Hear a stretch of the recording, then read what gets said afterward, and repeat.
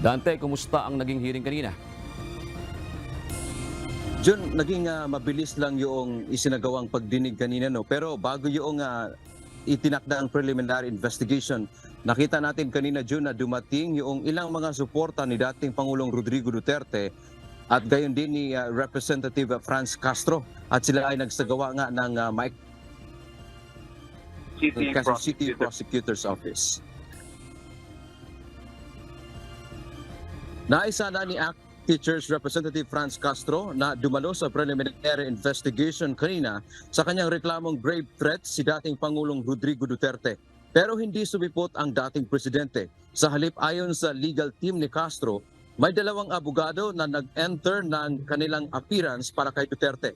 Ayon kay Attorney Rico Domingo, abogado ni Castro, sinabi ng nagpakilalang mga abogado ng dating Pangulo na hindi pa nila natanggap ang sapina at ang complaint affidavit ni Castro.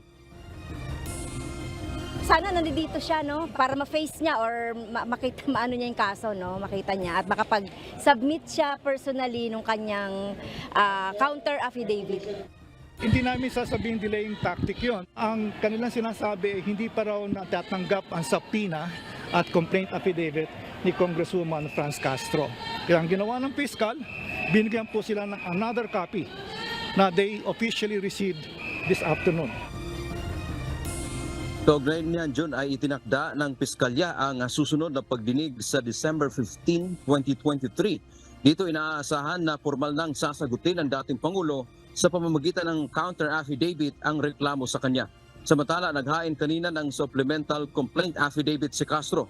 Anya, muli siyang pinagbantaan ng dating Pangulo noong November 16 sa kanyang programa sa SMNI na gikan sa masa para sa masa. Ito ay matapos na siyang magsampa ng reklamo noong October 24, 2023. Laman din ng supplemental complaint ko, no, inulit niya pa, nakalagay dito,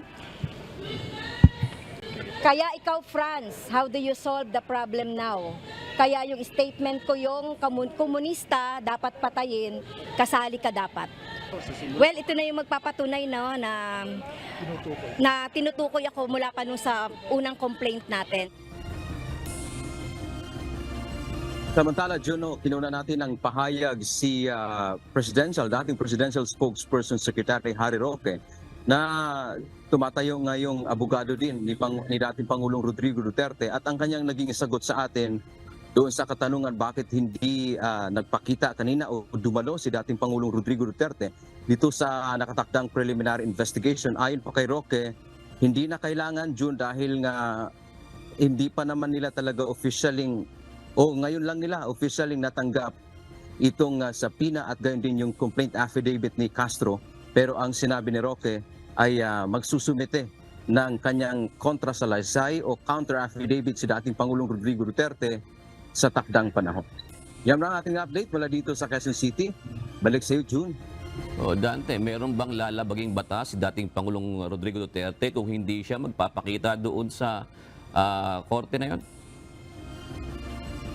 Yes, kanina dahil hindi nga siya nagpakita, June, ang kanila kasing argument dahil nga hindi pa nila natanggap yung sapina at gayon din yung complaint affidavit. So parang officially hindi pa nila na re-receive yung reklamo, kaya ang paliwanag dito ng kanyang abogado na si Roque, parang wala pa naman siyang pananagutan, wala pa siyang responsibilidad na sagutin kasi ano ba yung kanyang sasagutin kung wala naman siyang natanggap na officially nga reklamo. Pero dahil nga kanina ay natanggap na nila, ay inaasahan nating magsasubmit ang kampo ng dating Pangulo. 10 araw lang yan, June, ang binigay ng piskalya na sumagot sila. Pagka gano'n naman kasi, June, ay kapag hindi pa naman arraignment na talagang required yung tao na humarap, ay pwede mo namang abogado kasi preliminary investigation pa naman ito, June, wala pa naman sa korte ang kaso, ay maaari namang abogado muna ang haharap bilang representasyon doon sa inaakusahan o nirereklamo tulad ngayon dito sa sitwasyon ng dating Pangulo, June. O Dante, para malinaw, kahit pa halimbawa mabasa na o makarating na nga sa kampo ni dating Pangulong Rodrigo Duterte, hindi siya required doon sa piskalya na magpakita personally. Ganun ba yon, Dante?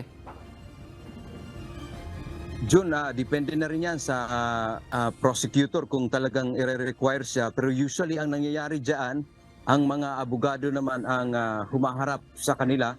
Kasi ang isang sinumpaang salaysay, itong counter affidavit, halimbawa, ito ngayon kay dating Pangulong Rodrigo Duterte, ay maaari namang manumpa siya hindi sa harap mismo ng prosecutor ng Quezon City. Ang halimbawa natin dyan, June, ay itong kaso ngayon na nasa korte na ni dating Bureau of Corrections Chief Gerald Bantag.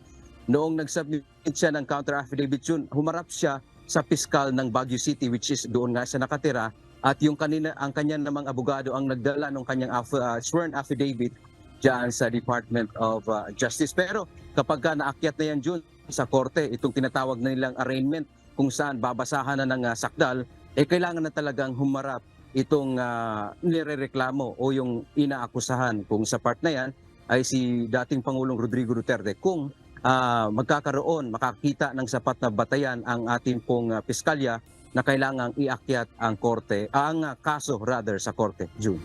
So, ibig sabihin nga, pag nasa piskalya pa lang, hindi required. Yes, June, technically hindi naman required talaga ang humarap yung respondent sa isang reklamo, June. Maraming salamat, Dante Abento.